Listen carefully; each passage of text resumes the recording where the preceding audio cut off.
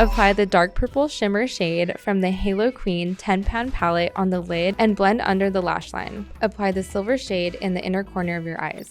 Using a brush, lightly tap in our glitter gel and bone zone on your lids and underneath the eyes.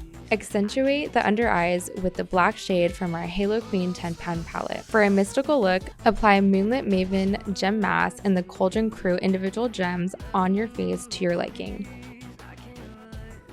Define the eyes with H2O-proof liquid liner. Place the false lashes in Twilight under the eyes and above your face gems. For the lips, apply MegaLast matte lipstick in Graveyard. Add a pop of color to your cheeks with the pink shade from the Boogie Nights 10-pan palette. Shape and define your brows with the Ultimate Brow Micro Brow Pencil.